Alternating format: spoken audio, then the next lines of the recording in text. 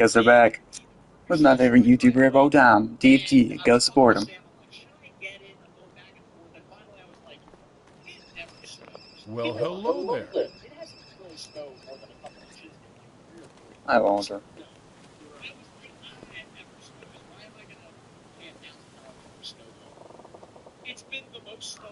Okay, you're just gonna look at me. Okay.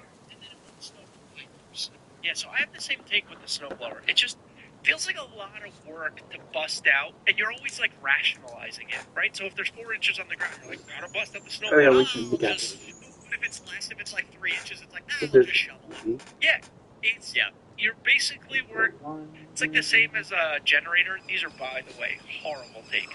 But in that, like, how much is disaster really gonna hit? Yeah, like, alright, I'm not gonna get the generator, because we never lose power. But then, the one time you lose power, it sucks. So here we go. So I'm out there for I was gonna say an hour. It was a lot more than an hour. I was out there for days, and then I finally clear out the driveway. I even salted. This thing was looking prime, Abby. It was a prime-looking driveway. It looked like it never even snowed. And then the freaking plow comes by and plows me right back in. They drive me nuts. Because the plow didn't come to my house for a couple days. My God. I could not agree more. Brendan, I was getting violent mentally. Not physically. Like, did you throw your shovel at the plow trucks? You ever seen the movies where they have visions of, like, they drag the guy out of the floor and, like, smash his head into the concrete and walk away, and everyone, like, the police start piling in, and then all of a sudden, they wake up from their dream, and they're like, it was a dream. Whoa, that was crazy. That was neat. I was sitting there looking at my local DPW, like, I know that's the way plows work, but can we figure out a different way for plows? Come around earlier, because I was waiting. I told Sam, I was like, I'm not doing the bottom of our driveway. I'm not doing the bottom of our driveway, because the plows are going to come by, they're going to plow me in, and then they just didn't come for 2 days. I was like, I guess they're just not. I mean, they plowed our road originally, but then it kept snowing, and they never came back. So I was like, I guess they're just not plowing it. Bam! The night after I shovel the whole driveway, they nail me. And then I'm out there like an idiot, because the bottom of the driveway, the snow is so compact and so heavy. It took me just as long to do the bottom of the driveway as my whole driveway. Well, they always bring the tungsten snow. Like, it always is light and fluffy, and then when the plow comes by, it has tripled in weight. Oh, yeah, because it's mixed with salt and ice and water. Oh. But in my town, if you were to go out and say something negative about the street sweeping, you might as well attack the president, say something about the Pope. You'd have a better fanfare, because every single time, as soon as an inch of snow goes on, some freaking groupie gets on Facebook, and they're like, I would just thank your local plows. I would just like to say, I know they're doing a tremendous job, and we should all give a round of applause to our DPW, because you guys are the heroes. We couldn't go on the streets without you. And I want to be the one guy who comments. Well, Kayla talks me out of it, although she fires me up at the same time. To say, guys, just like I can get critiqued at my job, just like I can get a 3 or 4 on my performance review, so should you fellas. Because this one, big old F. So as they're coming by your driveway, you're just holding up their score for that snowstorm. It's like the guy's like flipping you off out the window. He's all mad at you. You know, my dad. I like to throw my dad under the bus on this show. I'm curious if this is a dad thing or not. When it snows, he's a snow hero. Every time. It's like he's got to test the roads, right? Well, I'm like a foot and a half of snow, right? And I'll get a call from my dad. How's that on the road? Not bad. Or like, roads are bad. I wouldn't go out there. Every time, no matter how much snow or ice we get, he calls me that morning and tells me how the roads are. And at first, I'm like, oh, okay, that's good to know. And then I'm like, wait, Dad, we have 18 inches of snow. Why are you on the road? He's like, oh, I was just going to the grocery store to pick up a couple things. Dad, it's a state of emergency. I have 4-wheel drive. But then if I go on the road, him and my mom yell at me. What are you, crazy? It's dangerous. That's insane. That might be foreign dads, because my dad's the same thing. My dad's the opposite in terms of, like, he's not just testing the road. He's testing he's still got it. So he'll all of a sudden he'll call you, and he'll be like, "What are you doing?" And I'm like, "Well, I'm inside." And he's like, I'm outside with the snowplow, not the snowplow. I'm outside with the what's the thing you did? Snowblower? Yeah, I'm outside with the snowblower.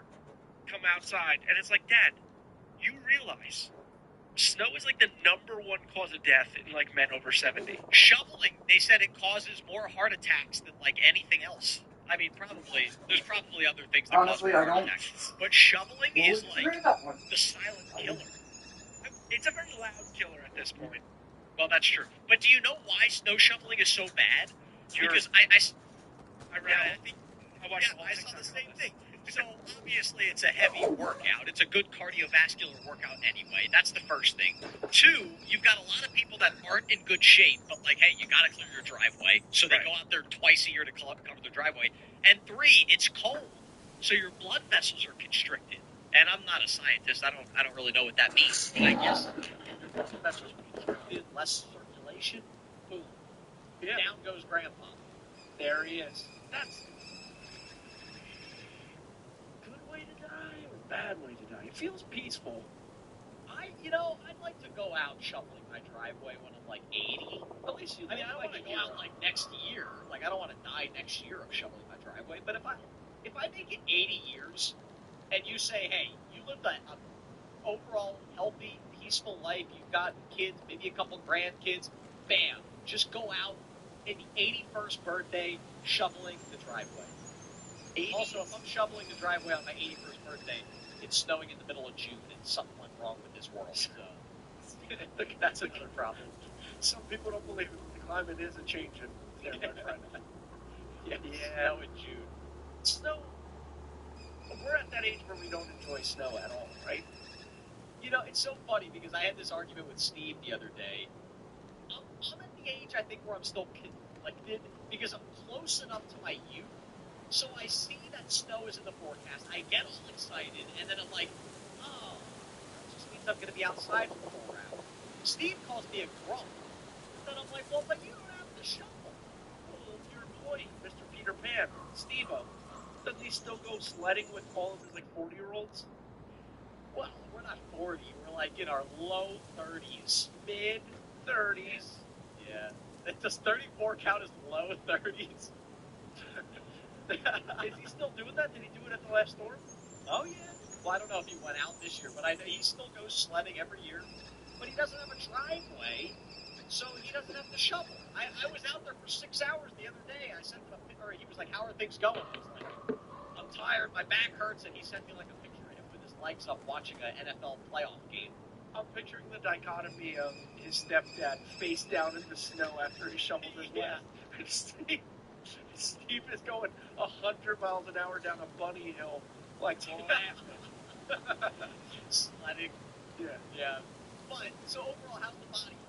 Because I was getting back spasms. I know you always say you have a vulnerable back. I do have a vulnerable back, and I was worried about it. But I went to the gym the next day, my friend. Yeah. Good workout. I am back, baby. I've been warning people at work.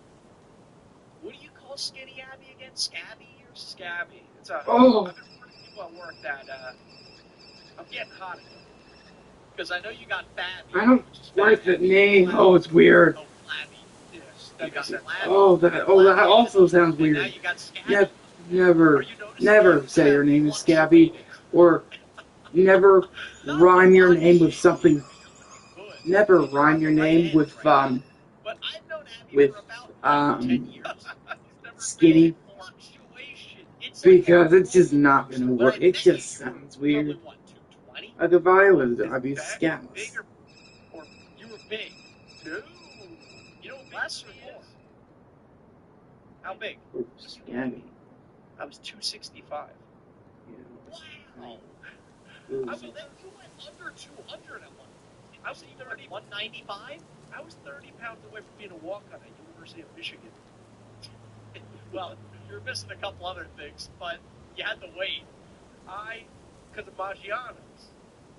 Remember? You're blaming your 260-pound body on one restaurant, Maggiano's. No, Maggiano's changed my life for the better. Oh. What did they do? We were late at work one night, and we had family-style Maggiano's, as they do. Chicken Alfredo. I had it on my dish, and I was eating it late at night, and I turned to Chelsea.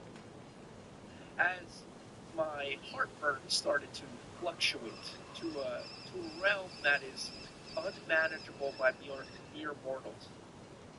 So I reached into my drawer, I grabbed some omeprazole, not brand name, I couldn't afford Prilosec, and popped one in my mouth just so I could get another scoop of Alfredo in there right before the night closed. And I turned to Chelsea and I was like, something's gotta change. I went to the gym that night, got onto the elliptical for like 20 minutes, didn't do anything severe, and that started a long journey that ended with a six-pack abs and Bon Funk the next year, as I had dropped. I went from 265 all the way to 193. Wow. And then you went back. Whoa. I never went back to 265. No. You were skinny for a while. You were skinny Abby for a while. Years. And then you said you had a bad holiday or something. What was your... It was a bad holiday season. Bad holiday season for 3 years? No, COVID. COVID ruined my body. Okay. It was hot when COVID started. Look at the pictures. So then you gained a lot of weight back, but now you're going... So where are you at right now? What y'all want to know? What's the weight? I know my body so well that I don't need a scale anymore, my friend. You're one of a kind. So you know your body so well that you can tell me your weight without going on a scale. Guarantee it, because I know how my stomach feels when I sit down on the toilet. If it's like very expansive, I'm in my 240 to 250 range. If I'm starting, if it's low, right, where I get like a little bit of a stuck in, now we're starting to drop into the 220s. When it inverts, that's like the 210s, 205 range. So I gotta make a video on this where Abby just tells us like, what he thinks he weighs and how he steps on a scale and we see the difference. Guarantee it. So I think I was getting into like the 245, 250 range, which was dangerous. Literally, that's why I stopped sugar. I was worried about dying. Shout out me. I would say right now, 233. Okay, so you've dropped like 15 pounds. 15 pounds. 15 pounds This is a would be big good if I deal. know what's about to And happen. that was quick. So speaking of life decisions, I got a question for you. Sure. This is interesting, and I'm going to give you time to think about it. This is a deep question. All right. What's the biggest life decision you made that didn't feel like a big life decision at the time? Does that make sense? So you I went to Taco Bell one day, but then I met my wife there. You know, something like that. Where in the moment, it didn't feel like a big decision, but then turned out to be something huge. I told my teacher she was an idiot. Oh! That's your... Oh! And what did this spiral into? Okay, so I told my teacher that I was going to make her life a living hell. Those are the exact quotes when I was a freshman in high school. I was 14. What a mean thing to say. She was an idiot. Respectfully, she was a 21-year-old like student teacher at the time, and I was 14 and pretty brilliant for my age. So I let her know. As you can tell, I've always been an easy pill to swallow. So anyway, she got on my nerves. I forgot what it was, and I said, like, all right, well, you can keep going on this way, or I can make your life a living hell. And she said, you know what? You're going to the principal. And I said, big deal, by the way. I'm terrified. Inside, I was putting on such a show. You were inside. You're like, I don't want to go to the principal's office. I thought I was like a member of the Hell's Angels on the outside. On the inside, I was a scared, cowardly little boy that knew my father was going to freak. So I said that. And she goes, you know, how do I make sure you get to the principal's office? I said, you can trust me, which is really stupid if you think about it. But back then, it's not like you had computers and stuff like, I don't know. Yeah. She goes, I need the most trustworthy person in class to escort you down to the principal's office. And she looks around the room and she goes, Kayla, go with him. Now, if you don't know, fast forward, Kayla is the mother of my child. And your wife. And my wife. And in the hallway, one of our pretty much our first, like, real interaction, minus, like, little quips in class. I was like, I'll be honest with you, sweetie, my parents are going to kill me. What if I give you $10 to just leave me here and just tell her you went to the principal's office? And Kayla goes, this is her exact quote, I'm not ruining my reputation for you. Oh, I thought you were going to say, I'm not ruining my reputation for $10. And she's trying to get more. She's like, you make it $150, I'll think about it. And ever since then, she's ruined her reputation for me, so she went back on her words big time. I did not tell Abby I had this question. I just had a feeling that you were going to have such a phenomenal answer, and that was awesome. That's exactly what I was looking for. Thank you. What a great story. Thank you. You think I would have come up with something, but I don't really have anything like that. Well, why'd you choose Penn State? Well, okay, that's what I was going to say. So, when I was looking for colleges, first off, I went to a really small high school, right? Like, my high school had, like, 500 kids. We had, like, 130 kids per grade. So I was used to a really small high school in a small town, and I wanted to play college tennis. So, naturally, I looked at small Division III schools that I could play tennis at. So I was going up to visit Scranton, and my parents already bought the hotel room, non-refundable. And I don't know what happened, but my dad originally mentioned, like, why don't you just apply to Penn State? First off, at the time, I didn't realize, like, Penn State was half the price of these small schools, even though it offered so much more. I mean, like, looking back, it was such a no-brainer. Right. But I didn't even know if I would get into Penn State.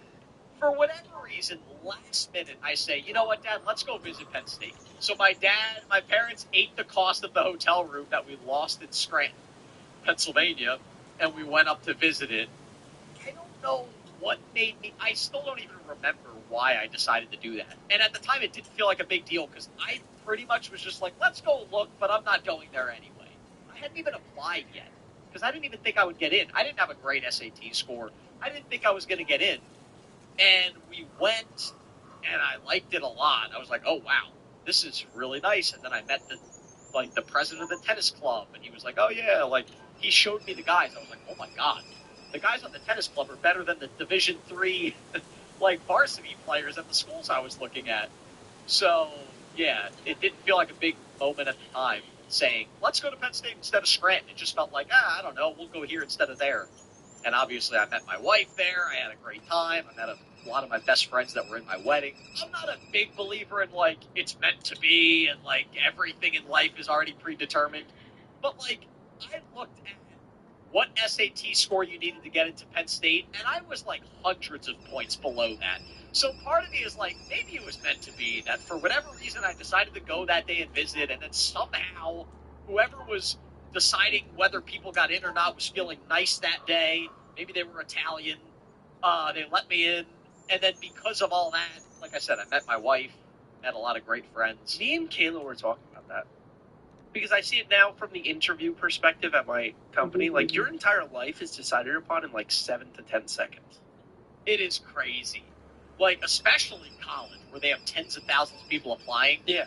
How long do you think someone, like, in the admissions office looks at a resume for college? They said 10 seconds.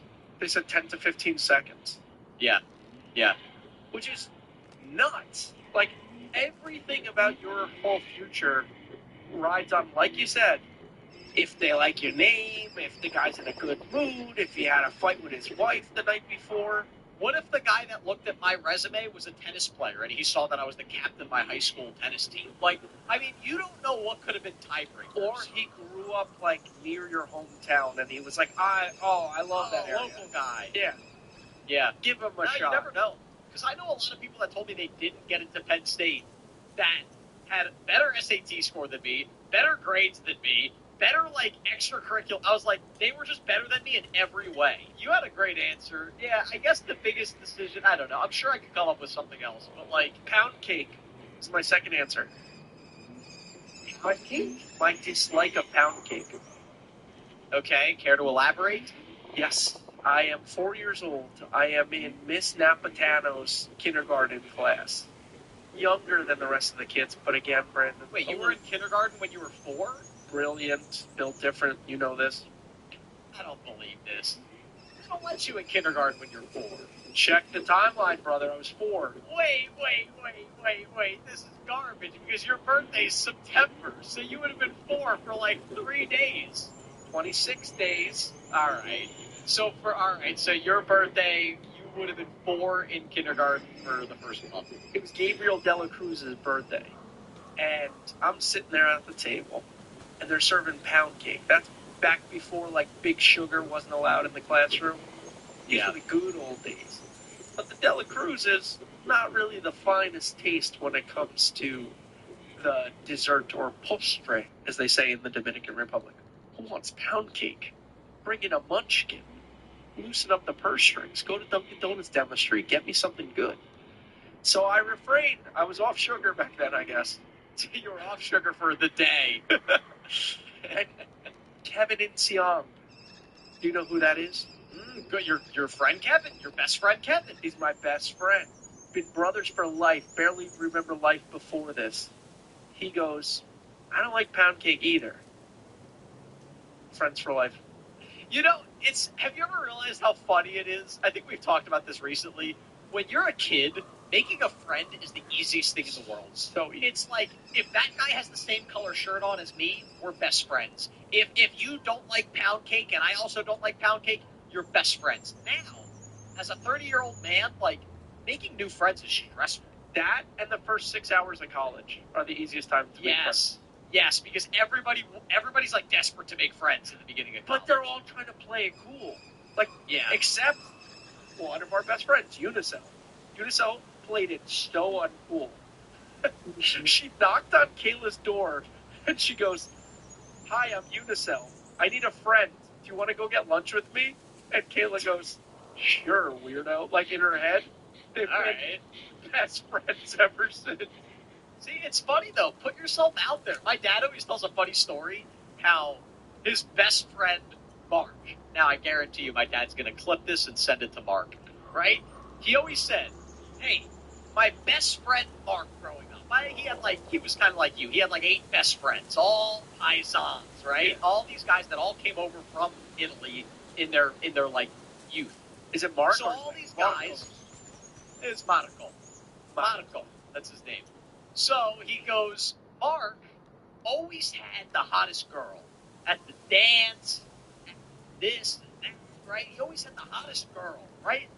And he goes, you know, I didn't think he was any better looking than me or Tony or Sal or any of the other guys. He goes, he just put himself out there. He would ask. And he's like, hey, if 3 of them said no, the 4th one said yes, he still has a date at the dance. So I think that's a lesson to be said, where it's like, usually you're more self-conscious about how people think of you than people actually care. Like Kayla's friend says, hey, you want to be best friends?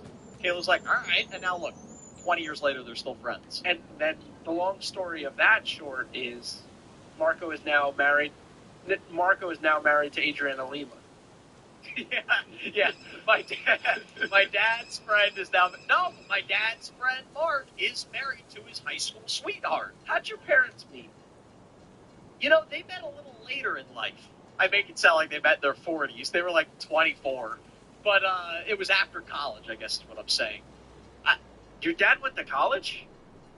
Yeah, he wrestled. Where? Well, also, my parents are both teachers, so they had to go to college. I feel like in the old times you could just get a certificate, like, at a 7-Eleven. No, my dad's the first person to ever go to college in our family. That's what I'm saying. That's very impressive. Like, your dad's an immigrant from... Oh, he was a trailblazer back then. What college? Slippery Rock. What? That's not a real school. That's worse than Slippery Rock. That's worse than Penn State Altoona. No, look it up. Slippery Rock. It's out by, like, Erie, Pennsylvania. Way out west coast. It's, like, by Pittsburgh. That's a terrible school. Where'd your mom go to school? You bet. Zach, come up with something else. Slippery Rock. She went to, I don't know. It was dumb. I was going to come up with something dumb. She went to Staten Island, New York University or something. Yeah, she went to a CUNY. Yeah. But, so they actually met. I couldn't even tell you the name of it or anything, but they met at a bar. My mom said that she noticed my dad because he was really bad at dancing, and she thought it was funny. Oh. That was her first thing was like, oh, that guy's really bad at dancing. It's kind of cute. Yeah. But then I'm gonna give the whole backstory. Let's hear it. Eventually, we'll probably have my parents on the podcast. But so I guess they danced. They had a good night. Blah blah blah. My dad got her number. He called my mom, but apparently my mom was like kind of still in a relationship. She was like ending the relationship with this guy, but like the guy had some problems, so like the relationship was having issues. I don't know. So she didn't call. My dad called her, and she didn't call him back, right? Because she was like, well, I'm still kind of with this guy, whatever. So then my dad graduated college or something like that. He went to Italy for like the whole summer, like 3 months. He went to Italy with like his friends or something like that. Now, in those 3 months, I guess my mom asked the old guy, attaboy, and called my dad. But my dad was in Italy. It's not like we had cell phones back then, so he just didn't answer. I don't know, like he just wasn't there. And back and forth, my mom finally gave up, and then when my dad came home, I guess, I don't know if he took a message. I don't know if he gave her his parents' house phone. I don't know how it worked out, but somehow they reconnected and started dating. You know, I want to have my parents on the podcast so I can really, now that I'm older and I can appreciate it, I have a lot of questions for them. Oh. That I don't really know. Like, even about me, like, having a kid and this and that. But, like, when I'm 15, I don't care about my parents talking about me when I'm a baby. But now that I'm having my own baby, I want to hear the details. Do you know how you were created? Not the details. I don't like, what else do you mean? Well, the details. if we're carbon dating baby girl TFG, there are trips around the world where this like baby. Where? I don't want specific location, but I want like we were on the Swiss Alps and No, they were in North Plainfield, New Jersey. Ew. That's where my dad grew up. So my parents lived in a townhouse, and then they sold that townhouse to save up money for where they live now. And for like I think it was like 18 months, they lived back at my dad's parents' house, which, man, that had to be a wild, like, 18 months. My dad grew up in, like, just a madhouse. Although most of his brothers and sisters weren't living there anymore, but crazy. That's where, like, they went from Italy. That's like those pictures. You see those? What pictures? It's like a picture of the Amalfi Coast. And they go, oh, yeah. Your family decided to move to Newark, New Jersey after this. I mean, it's funny because my dad's town, gorgeous. Tile roofs. It's got a castle at the top. It's literally on a mountain. So, I mean, the views, 365 views of just beautiful, vast, like, Italian farmland. And then it is funny you moved to North Plainfield. But the only problem with living on the top of a mountain in the middle of Italy, not a ton of opportunity there. Nah, it was a good move. I'm glad they moved. What's the deal now with, like, celebrities? I don't even know what you're talking about. You watching what's going on with Margot Robbie and Jacob Elordi? Nah. I don't even know who that is. I know who Margot Robbie is. I don't know who Jacob is. So they do this new thing. It's like what Sydney Sweeney and Glenn Powell did on their press tour, where they're laying it on thick like they're, like, in love, even though Margot Robbie has a husband. There's, like, press clippings of, like, we got each other infinity rings, and he was, like, my soul on set, and they have, like, matching outfits and things. If you're the husband of Margot Robbie... I would not be happy. Liam Neeson and Pamela Anderson did this. Liam Neeson? And Pamela Anderson. Liam Neeson? I mean, I like his movies, but boy, he's not anything to look at. Oh, that's a sexy guy. Liam Neeson? Do you know Liam Neeson, the Taken guy? Yeah, Taken. He's a good-looking guy for his 70s. I guess. You think you're hotter than Liam Neeson? I think I'm hotter than Liam Neeson. Young Liam Neeson or old Liam Neeson? Well, now I don't know. What does young Liam Neeson look like? I mean, Liam Neeson is just like a grandpa. No. Young. Brandon, are you kidding? All right. He was a good-looking young guy. I'm Although it just kind of looks like Liam Neeson's head, like plastered on a young man's body. He doesn't really look any different. It's like a sexy. It's just a sexy body version of the current face of Liam Neeson. Yeah. That's exactly. It just looks like someone like clipped out his face and slapped him on like a Men's Fitness like magazine. Why is Liam Neeson taking so many shots on the pod? I don't know. Poor Liam Neeson. I got a question for you. Sure. Would you rather be poor today No. or be rich 150 years ago? How poor are we talking? Like Pennsylvania poor or New Jersey? I mean, like, you're not homeless. Homeless is bad. But you're like lower class. How low? Paycheck to paycheck. You know, you're That's- renting a 1-bedroom apartment. Do I have Netflix? No. Can I rip Netflix illegally? Yeah. And you got to choose poor today. But this is what I always go back to. They smelled so bad. Well, the reason why I said 150 years ago is because they didn't have indoor plumbing yet. The hottest chick of all time in like the 1600s smelled like garbage. Nobody talks about that. Like, do you think they just, like, got used to the smells back then? Yeah, you've ever been really smelly, you start to get used to it. That's a good point. But like the Dua Lipa, the Margot Robbie, the Anna de Armas of the 1600s, I'm going to mention their name. I was going to say, I think you're going to mention them every episode now. It's like I have a bet, like 4 episodes ago, where I'm like, can you work these 3 women's names into every episode? And you're doing it naturally, I'll give it to you. Those 3 girls in the 1600s, the smelliest pile of trash that you've ever smelled is their daily breath, and their body stench is that times 10. They're disgusting. Yeah. No, I agree with you. I thought you were going to say you'd rather be rich 150 years ago, and I was going to call you out. And I was literally going to be like, you realize, like, there's no television, no cars, nothing. I think if I'm like an Egyptian pharaoh, I take that. That's true. Yeah, like, if you're royalty, even if you smell, like, who cares? Antiquity royalty, because I always feel like they always had like the finest flour that they would like spray themselves with, like a frankincense of some sorts. There was like potpourri around the room in their bathhouses, and then you just had plentiful men and women around you. You were The only problem is they only lived to be like 29 back then. yeah. People don't talk about like King Tut was like a club foot loser who died at like 14. It's like 14 years old. It's like one of the most famous like pharaohs in Egypt. He was like, picture that. He was 14 when he died. You know King Tut was a moron? I don't know much about King Tut. I don't know if he was actually 14, but I know he was young. King Tut's got the best PR because if I'm actually just like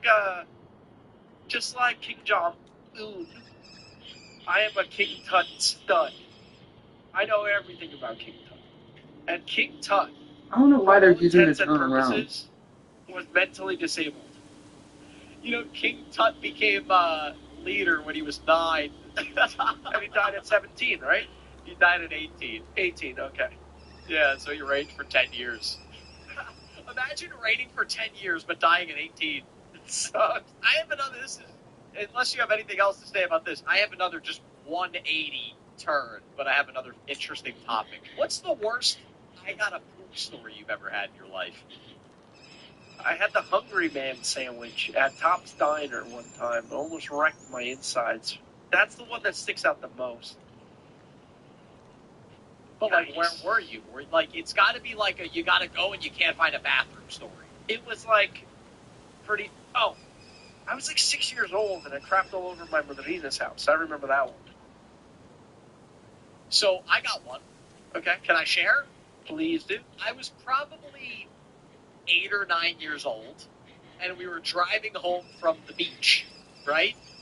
And all of a sudden, I was like, I gotta go. Mom, I gotta go. My mom and dad in the front. How was old in the were you? back. Probably 9 or 10. I don't know, something like that. I was not a little kid, but I was old.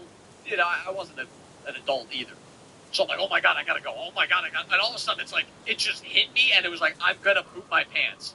So my dad, like, rears over past traffic and pulls into an antique shop. Me and my mom sprint in, and I'm like, where's the bathroom? The guy was like, oh, he was like, I startled him. He just like pointed. He didn't even say anything. He just pointed. I run to the bathroom. I thought I was gonna poop my pants. I made it, and I just destroyed this nice little old man's antique shop toilet. And I think my mom like had to buy an antique or something like that for using the bathroom afterwards. It ended up being like $100 like crap, basically, that I cost my parents. But like, oh my God, there's no worse feeling than having to go to the bathroom and not having a toilet available. I feel like on several vacations this happens to me, like yearly. Like you can't find a toilet and you gotta go. I just think like when you get off a flight, everything is all discombobulated, and you have to. Oh, can we talk about that on your honeymoon? That's the worst. What? Like I was in Hawaii, but the room had like almost like a paper door for the bathroom. I had to go all the way to the lobby at the Grand Hyatt in freaking Hawaii just so I could go to like a private bathroom, which I swear is like the honeymoon suite. It's just loads of newly married men who are just crapping their brains out. It's like blitzkrieg down there. Wait, why didn't you go to the bathroom in your hotel room? Because it was like a paper thin door. And I'm on my honeymoon. I don't want to like, you know, she knows I'm gross, but that week you got to keep the mystique at an all-time high. Yeah, and after you marry, don't you have like 48 or 72 hours to like annul the marriage? That's right. She could text in all caps, "Stop" to Verizon Wireless. And the Yeah. marriage is over. Stop this relationship now, and she's out clean. Yeah. That's really funny. You pooped in front of Sam on your honeymoon? Well, but we had regular doors. Have you ever remember there? You ever poop with the door open in front of Sam? You know, every once in a while I will be pooping in my house when she's not home, And she for comes whatever home. reason I didn't close the door, and then she'll come home. I don't know, but that's the extent of it. If you're in a hotel room and she's got to go to the bathroom, do you put in headphones? No. What? You put in headphones? Kayla makes me like put on my finest noise cancelers and watch like a Netflix show at full tilt. Oh, that's so funny. So if your wife is going to go to the bathroom, she makes you put on noise canceling headphones? Yeah, but I kind of wanted to. There's some things in life, and you know what? No matter how old I get, I saw her give birth to my child. I don't want this. I was going to say, I feel like after seeing your wife give birth to your child, like, you're really going to get, like, disturbed from a little poop? Yeah, A little fart sound in the bathroom? No, I don't want that. Not for Kayla. Nope, I'm out. So she still has that, like, aura to you. Oh, yeah. Like, that she doesn't really poop. I will reveal who She the traitor is doesn't. now. Have you ever gone into a bathroom after she left and it smelled? You know, not really. She's a very good cover-upper. Really? Yeah, excellent. Interesting. Grade A. It's not even like a mass scent. It's just like she sucked the smell out of the room and put it in her pocket and let it outside. Maybe she, like, flushes as she's pooping, so it never has time to, like, get into the air. Effervesce. Yeah. Interesting. Genius. Why do you hate hibachi? Oh, I want to get into this. So I got a text. Okay, well, let me go back a little farther. Our friends, Chelsea and Matt, you guys know Matt. He's been in a lot of vlogs. They moved to our town recently, about 6 months ago. They moved to Pennsylvania. I love having them nearby. We get together for dinner like maybe once every other month. Well, our favorite thing is hibachi. Not true. So this weekend, we all went to hibachi. Oh, we had a phenomenal time. I love hibachi so much. It's so fun. It's great. I like the food too. And I got a text from Abby like 2 days ago. So, what do you think of hibachi? And I was like, I like it. And then he didn't respond. So I was like, that's weird. Then, all of a sudden, I see our group text flooding with hibachi slander from Abby. I ain't got no problem with hibachi.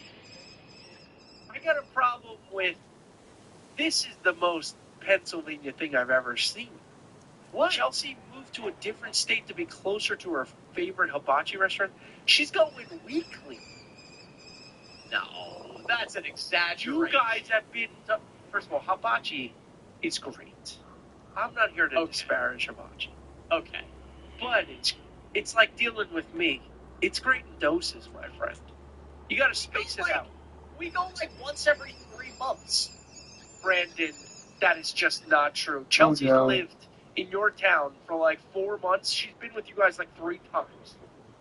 They moved to our hometown in June. So that's 7 months, and we've gone 3 times. That's once every 2 months. That's absurd. Once every other month. We're a bi-monthly hibachi family. I heard you splurged. The gift card? It's making the rounds around the office. That Sam. Wait, you heard about the gift card? That Sam got scallops. You got scallop hibachi money? That came around? Well, of course I asked the Chicken King, what did he get? And she was like, chicken. And no, I got chicken and salmon. Ooh, I didn't hear that. We had a gift card. My parents gave us a $100 gift card to hibachi for Christmas. Okay, so I'm so right here. I'm so vindicated. What? You're getting gift cards to hibachi? That shows how much you love hibachi. I'm not denying that I love hibachi. I know. I'm just denying that I go weekly. Brandon, you're going to walk into your house one day, and it's going to be like 12 of your closest friends and 5 family members, and there's going to be a sign up on the wall, and we're going to have to talk about the hibachi. Everyone's going to be sitting in a circle around a hibachi grill with a flaming onion. No, we're going to have to talk about your hibachi addiction. I love it, man. Okay, it's great. Kayla doesn't like it. She says you get too stinky. The air. There's a lot of definitely leaves smelling like it. Yeah. You get noodles or you get rice? Both at this place. You get both included. No, actually, I think it's an extra $3. I think it's an extra $3 for the fried rice. How much is salmon and shrimp? What are you paying? 26? What are the new hibachi prices? I think it was 26 on the nose for my chicken and salmon. Sam got the scallops. That was in the 30s. Shark meat. Oh, the scallops? Yeah, they're always shark meat. I've heard that like 80% of restaurants don't actually sell real scallops. It's like 95%. I don't think I've ever had a fresh scallop. There's just no chance. No, it's always shark meat. When was the last time you were sure you got a scallop? You ever see it like open out of the shell? No chance. No, I guess I haven't.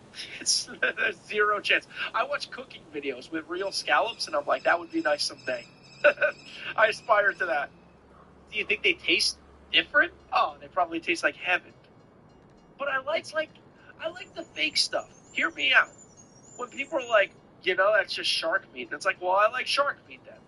Yeah, that's true. Because I've eaten scallops and I always like them. So if I'm always eating shark meat, then I guess I like it. What was the argument, though? Like, you just yelled at Chelsea for going to hibachi too much? That she moved to a different state to be closer to her favorite hibachi restaurant. That's not why she moved. She said it wasn't not the reason she moved. I assume she liked the house that she toured through. She made a $500,000 decision, and part of her brain matter was predicated on that the hibachi restaurant was close there. Now, I'm not saying it's the primary decision, but you know what? We'll let you have her. That's the type of mindset you need going into Pennsylvania. Those are the people you want. No, I love having them around. I would love to have everybody around. Steve likes hibachi. He's a little bit of a... Yeah, Steve doesn't like hibachi. There it is. Yeah, Steve's the only one in the group that doesn't like hibachi. But he won't tell us because he knows we all love it. But then he just makes comments to me all week like, we really got to do hibachi. Like, he's like, the chicken's dry. Like, all right. Then why is he getting the chicken? That's what I told him. I said, get the vegetarian and then just order sushi because they have good sushi at that place. What's the vegetarian?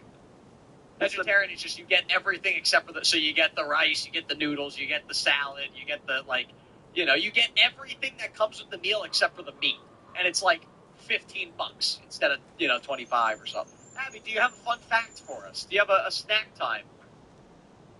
Do I ever?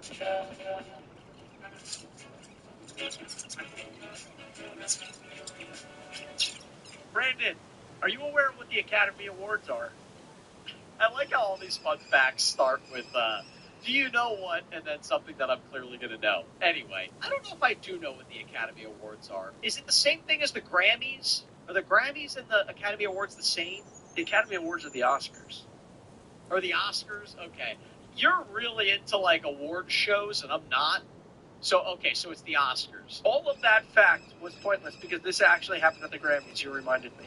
So the Grammys, and in 2001, Jennifer Lopez came to the Grammys in an iconic green Versace dress with a very low cut from her neck down to her navel. And you know what happened next, Brendan? What? We have Google Images because of that night. So many people went online on Google that night and typed in Jennifer Lopez green dress Grammys that Sergey Brin and Eric Schmidt from the Google Corporation thought about Google Images for the very first time, that someone could type in on the internet and get a search, like a picture back in terms of their prompt. So if it wasn't for Jennifer Lopez stunning people at the Grammy Awards with an iconic dress, none of us have Google Images. Fascinating. I use Google Images all the time for, like, work. I use it for pleasure. That didn't sound right. That's I meant like I'm looking, like I'm looking up, like a meme of Sam Darnold. Meant, like, not work. Yeah. Yes. That's what you mean. That's interesting. Tremendous. If she didn't choose that dress on that night, you couldn't look up what Brandon looks like on Google. On Google. I'm sure something else would have got invented. Yeah. All right. What about you got a lunchtime for us, Abby? Yes. Or do you have any other topics that you wanted to hit today? You know, I don't think we have had a single podcast the last 2 months where one of us hasn't been sick. I swear I'm feeling better. Last week I was sick. The week before you were sick. The week before I was sick. Now you're sick this week. I did want to talk Alex Honnold a little bit. Who's that? That's the guy who climbed Taipei 101. I saw that. And he had, like, no harnesses? Have you ever watched Free Solo? No.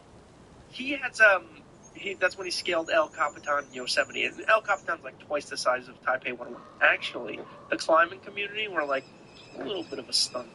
I would have done it for free. But really, he actually has something wrong with his amygdala. Amygdala.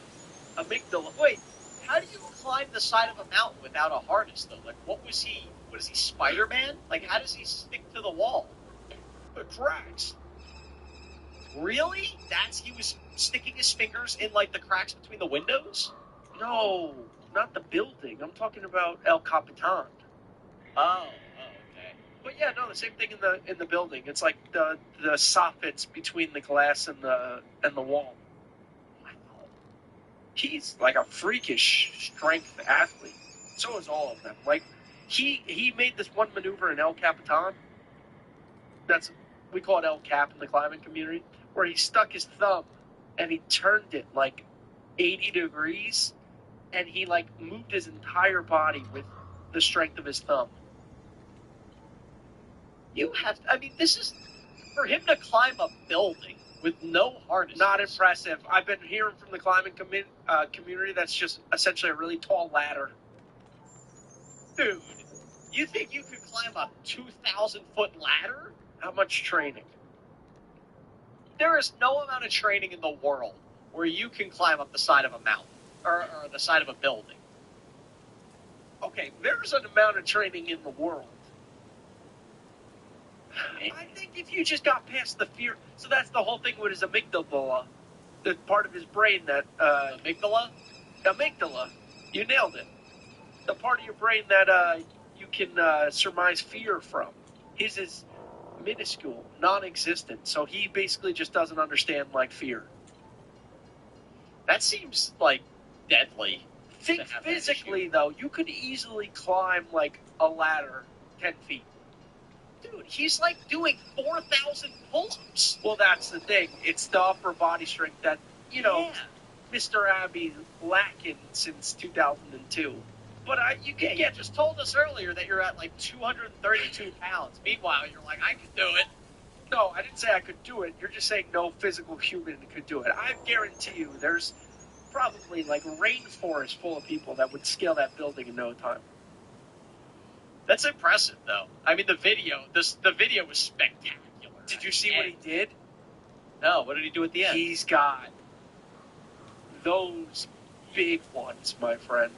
He had like an in-ear piece where he could hear like the announcers, and they were like, "Oh, this is a really challenging one for Alex to scale this," and he was like, "Oh yeah," and he let his hands go, and he just wrapped around it with his feet, and he like leaned back, psycho, built different though, not like us, but built a little different.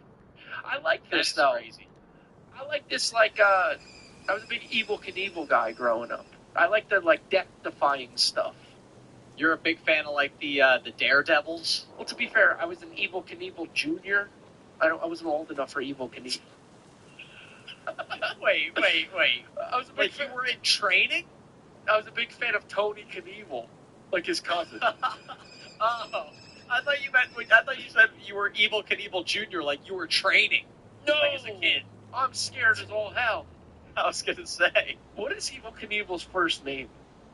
What a great name, Evel Knievel. Yeah, was he the original Daredevil?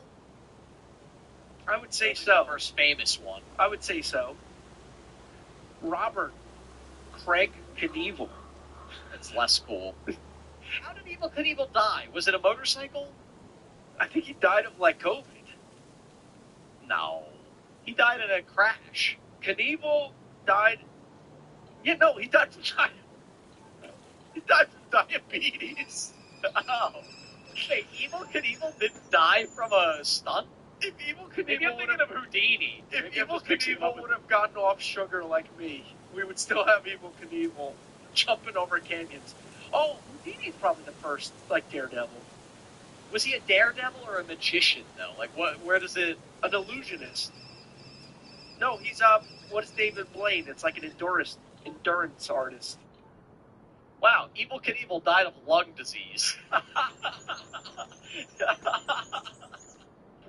Hey, that shows you right there. You can jump off buildings. You can do all these crazy stunts. Sugar. It's more dangerous than anything. What have I been trying to tell you? You just turned into like Jerry Seinfeld there. Sugar! What am I telling you? Sugar, it's killing us all. That's crazy. Yeah, I did not know that. I don't know. I always thought Evel Knievel died in a stunt. No, I think my mom told me that he died in a stunt. Why would my mom lie to me? No, Evel Knievel died because his insulin was too high and he didn't take like his daily glucose shot. That's crazy. Insulin shot. Yeah. Yeah. That's my fun fact part 2. That's good. No, I like that. Might have been more of a fun fact. Evel Knievel got killed by donuts. Yeah. What about I know you have a lunchtime. You sent it to me from Twisted GT. Would you rather die in 20 years with no regrets or live to 100 with a ton of regrets? What does no regrets mean, though? So in 20 years, you die peacefully, but you are happy with everything. No loose ends. No, I wish I didn't burn that bridge or ruin that relationship. Everything's smooth. Nah, you gotta die shoveling your driveway. You gotta die at 100 with a ton of regrets. First of all, I'm not going out. I don't plan on going out in 20 years. And like, what's my regret? I'm probably gonna be filled with a ton of regrets anyway when I go, because that's just the way we are. Yeah. And it could be like I still lived a crazy life. Like I'll tell you, our goal is to sell out Madison Square Garden. But I know we're going to sell out the Prudential Center, and we're never getting a call from MSG. And it's going to be a disaster. So It's gonna be like, even if I sell at Amherst Street, oh, I didn't sell at MetLife, oh, I didn't sell at the Link. We're always gonna live like this. So it's just kind of going the way we're going, and I feel like we're going great, my friend. I will say, I think at our age, this question becomes a little different. But I think if you were like 18 years old and you had your whole life ahead of you, because even though we're young, we're already married, we're having kids, we live in a house already, you know, like, we kind of see where our lives are going. Like, a lot of our major life decisions have already been made. But if you're like 17, 18, you're not married, you haven't gone to college yet, you don't know what you're going to do for a living, you don't have kids yet, like, if saying, hey, your life is going to be filled with regret, you're thinking, like, I might just be like, you know, alone in a ditch one day. Also, it's like essentially saying, like, if you're 18 years old, ooh, if you go back to when you're 18, but then the rest of the next 20 years you live like Roger Federer's life, but then you get into a car accident, would you have taken that at that time? I know people. See, that's a good one. That's a good one. You go back. Tell yourself. Then, Nice. yeah, you live like, you live life amazing. It's not gonna be very interesting, but we have podcasts. Make sure to like, subscribe, Yeah, lights out. hit the notification bell. I think I'm with you. I think I'm living to 100. Yeah, 20 years is just not a lot of time, especially at our age. Time is just flying by. Like, 20 years is going to feel like 3 weeks to us. All of a sudden, it's going to be like, great, I don't have any regrets, but, you know, Grim Reaper's knocking at the door. Unless you get addicted to, like, ho-hos or munchkins like Evil Knievel. Then you're going out. Evil Knievel, Liam Neeson, do not listen to this pod. What is... Evil Knievel... I'm pretty sure Evil Knievel's not listening to the pod. Evil Knievel Jr. Frank Calgosis. Robbie Knievel. Wait, so wasn't his dad Robert? Well, he's Captain Knievel. His son. His son's dead too. Did he die in an accident? Let's see, personal life and death. I think a Knievel died. Robbie Knievel died of pancreatic cancer. How crazy is it that neither one of them died doing stunts? Because That's not so safe. at the pod. Yeah, I'm kidding. Guys, thank you so much for tuning in before we get this podcast canceled. Make sure you guys check us out on Spotify. Rate us 5 stars. It really helps out the channel. There's a link in the description below. If you guys are watching us on Spotify, check out the video. It's on YouTube. YouTube. Yeah, I did finish it, by the way.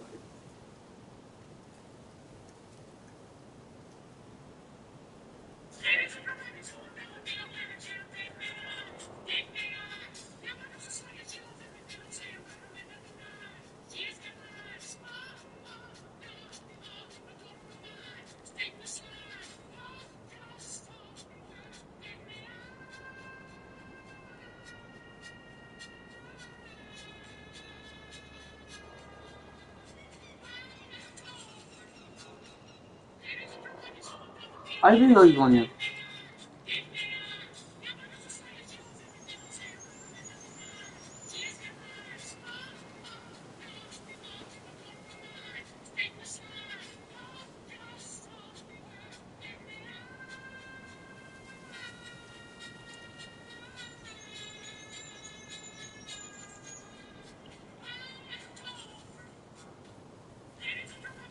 I searched for the world's best cheesesteak. The only problem, it's in Philadelphia.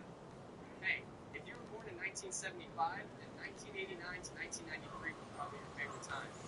Because those were your high school years. Every morning back then smelled like hairspray.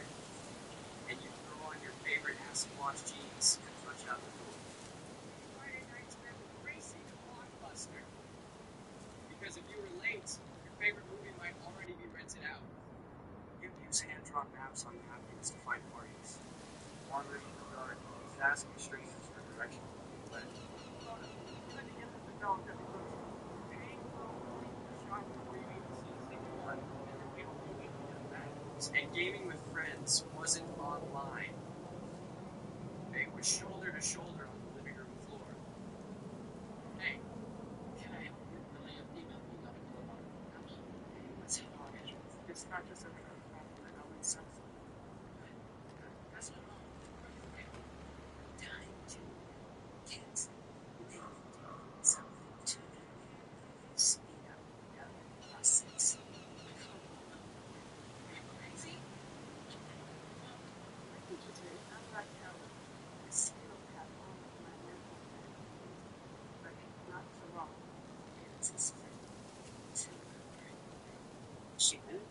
Gravy.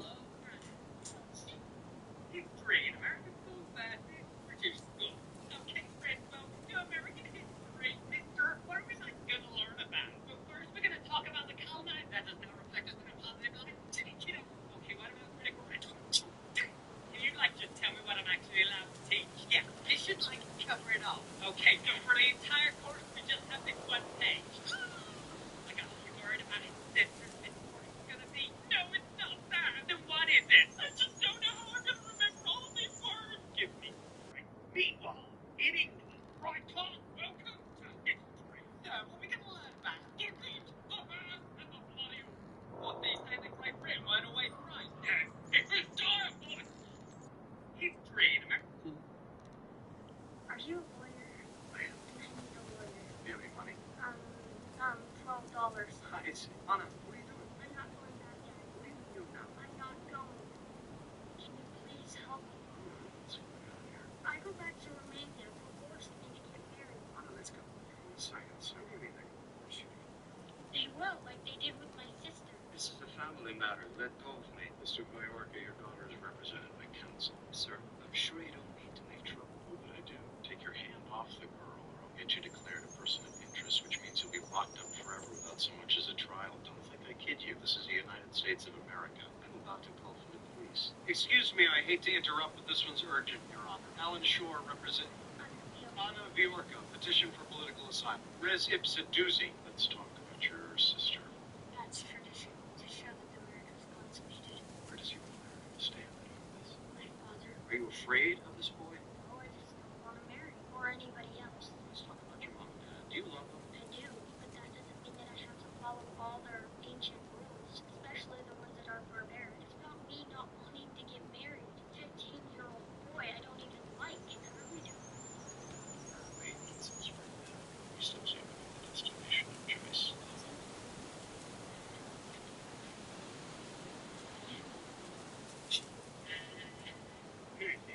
It seems we have a problem. I'm a voice actor. So what if I painted some of those bendy dolls with her puppets' legs? I'm a voice actor. He's no person that's 50 feet long with 1,000 legs. He's no person that's 50 feet long with 1,000 legs. I'm a voice actor. Nothing beats sticking it to our old captain. And these tasty Cenos. Nothing beats sticking it to our old captain. And these tasty Cenos. I'm a voice actor. I think I'm getting a love update. I think I'm getting a love update. I'm a voice actor. Oh, you shouldn't have done that. Oh, you shouldn't have done that. I'm a voice actor. You got this passenger. You got this passenger. Don't take till you see.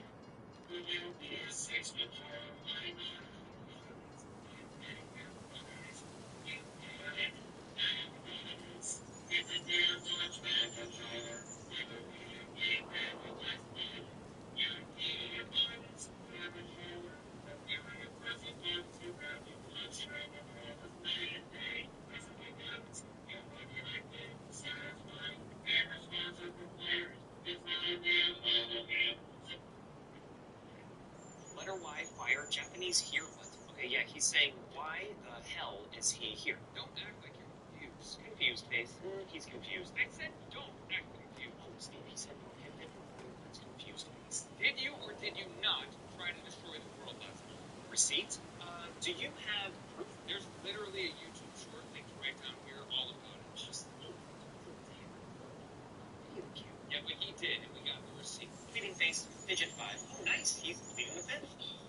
Richard, do that. Balance scale, waving hand, microphone. Oh, law, I like. Steve, we know you're lying. Steve, they know you're lying face, lying face. Great movie. I love Liar Liar. Who doesn't? Frostmark, bride. Ah, right, your ex-wife, Clara, didn't seem to enjoy it. That's probably why she's your ex. Do you have a lawyer to defend you? Ear, snake herb. Sounds like snake. Grass. Is he trying to say Jake Grass? What in the Nickelodeon? Whoa, have you been here this entire time? Lawyer symbol, room button. Like, those emojis don't even exist. You two know this dude? Word. Well, I'm a lawyer, so I can help out. Cool button. Cool. In the next video. O button. O. There's no way this dude is a lawyer. Thanks for the support, bro.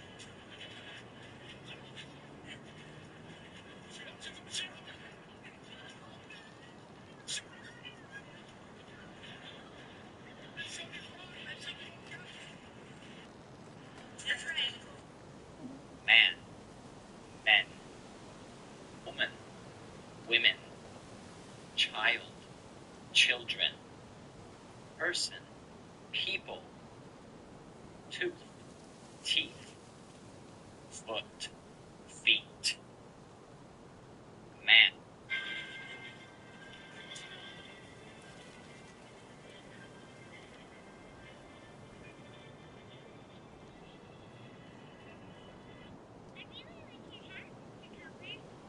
Heather, I like your hair. I've been to the most dangerous restaurant in America. Am I actually excited? We're getting a lot of enemies. Next, I gotta say, very few people are actually excited. They're not bad. I'll really see you for a galaxy. I don't look very surprised. I'm more fascinated by Toy Story 5 than hopeful. Disney's tags on Dreamers forgotten. I love both F-Zero and Go to get excited about yet. Spider-Verse and Shrek both got delayed to next year. And what? Minions, Cat in the Hat, Paper Clips 3. I'll be real. The film that I think has the most potential is really Pixar's own. I've been tough on this movie and trailer reviews, mostly because of humor and dialogue have been pretty cheesy so far, but there is a lot of potential here. Elliot was a mess with no soul, but I don't think that'll happen to director Daniel Chong has ejected offers full of. Well, and I've had. Oh, that's terrifying. I've had a little dream where I literally interview this guy about his character. Because I don't know what he's meant to be. My first thought, he's meant to be a piece of bacon with arms, loose shoes, and a face. Because that's what he looks like to me, a flippin' piece of bacon. Which makes no sense. Like, you want to talk brain rot, his character must be brain rot. But very good is not making my brain rot. This dude does make me out of that a little bit. He doesn't make me mad, he just makes me... What's the word? He makes me dislike some of the movies he talks about. Not the movies themselves, just how he talks about them. It's like, I get what you're saying is your own experience, maybe, with the movie, or what you've heard about it. But that's kind of what movies are meant to be. They're meant to be just shots of... I'm gonna use a very bad way to an explanation for this. It's like drinking beer. It's like taking a shot. You know, you have the little cups, you take a shot. That's what movies are doing almost with certain things. They're taking a shot. If they're not drinking, they're taking a shot through the door to see if the movie's going to fall on its feet or if it's going to rise high like an angel. Or actually fall on its rear. But still.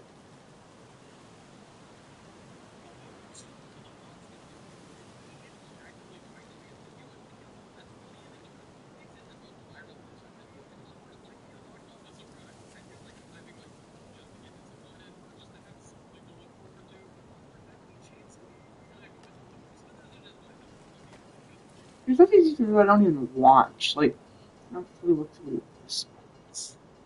5 months ago, oh, this guy is not.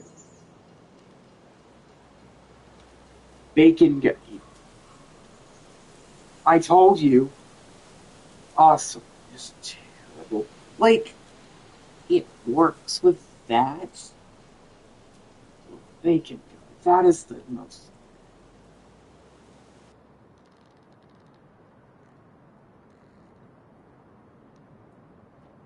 stupid name I've ever heard.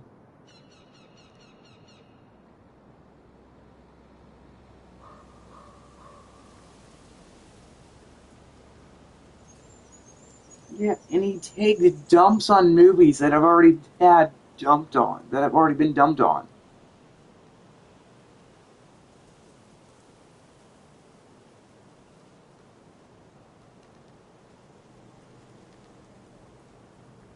Like, these movies are meant to be sequels. Yes, there may be deeper things that you might not like about them, but that's you. Don't tell people what movies are like. You know, bad to good. Or, anyway, just...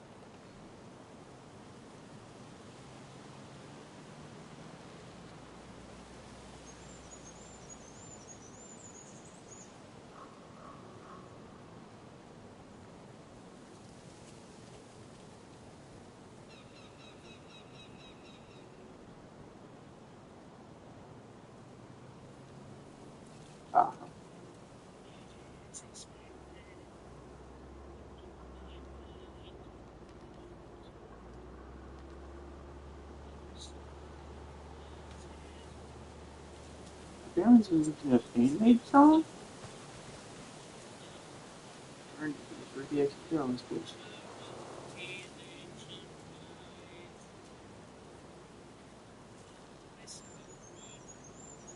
The singer's good. I like the singer.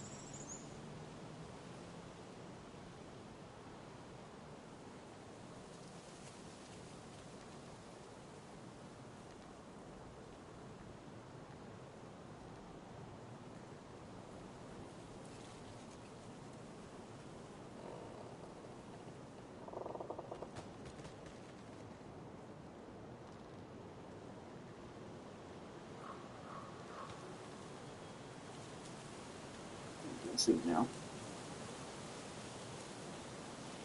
As expected, nothing died, no pretend. The sunrise is over you, as I know, and the bloody time of the ancient life. Myself from that one, just hundred nights. Behold you, you asked me, I'm not here, your voice.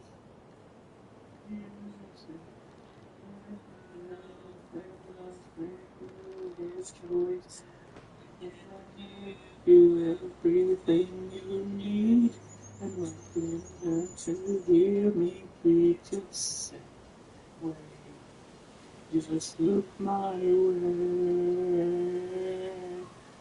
Is there something that we don't know? Gentle thing I look for this spread my way.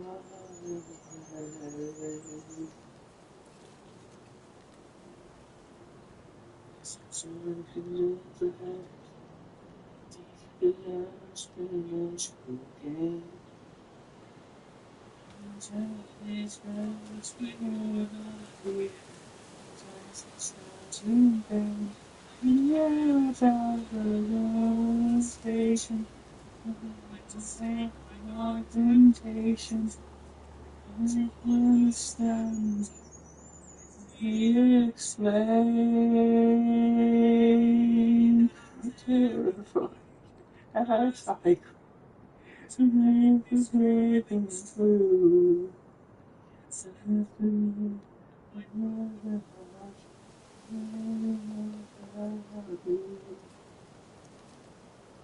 This is me. All of this road I will be. It's left to lose. Since we're good, I'm not hungry and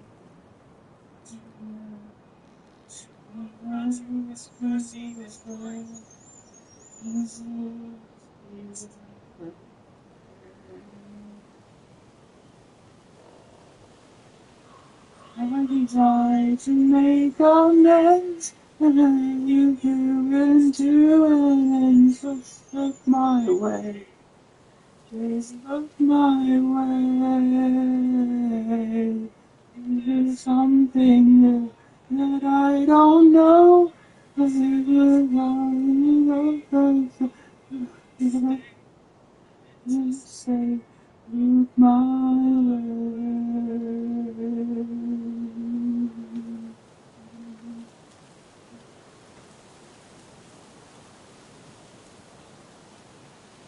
Let's do that one more time, but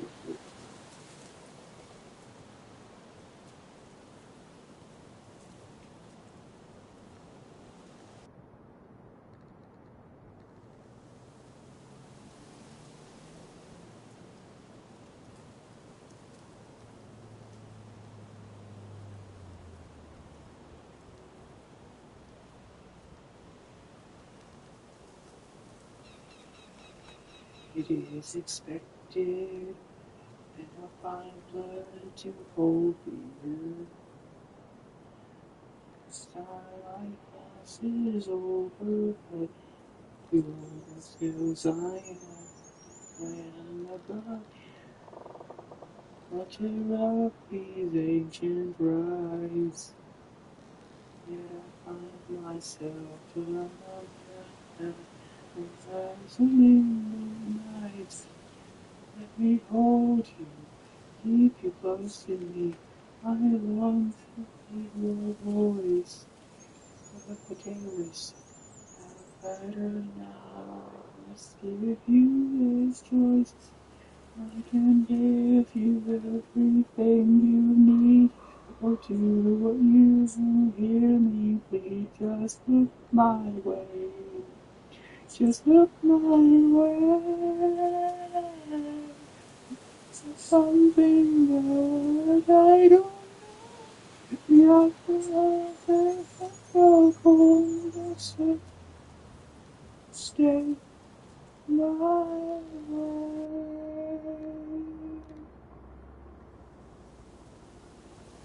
I have been trapped a day before the neutral game. If endless was when you feel was the rooted pain. I don't care that you're a lover station. I'm safe with my temptations. I can't understand. Let me explain. I'm terrified as I cry. And make the feelings true. What's after me in a broken heart? If I cannot help you, unless it's me and not a one in this world I could be. I'm enough to do this all who endure the feeling. This what you feel. It's going by like when I'm free and alone. I'm going to his mercy find a soul in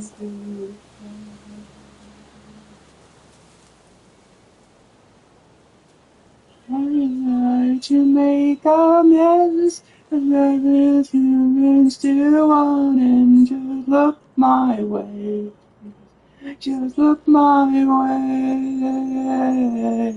And if there's something more that I don't know, I'll be enough to fully grow cold if you say, and you say, look my way.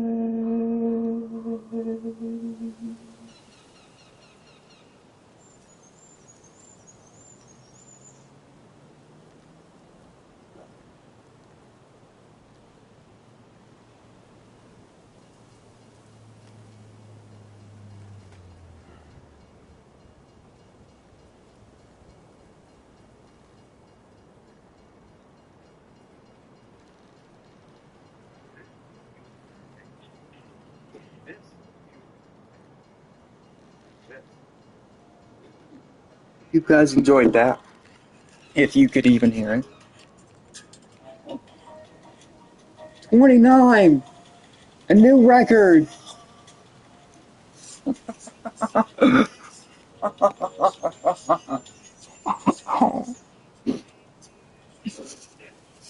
Like and subscribe, click the notification bell, and thank you guys for making me have a new record. Last time it was 24, 29 is even better. I have hope for this stream. I have hope for this stream. Thank you. Good night.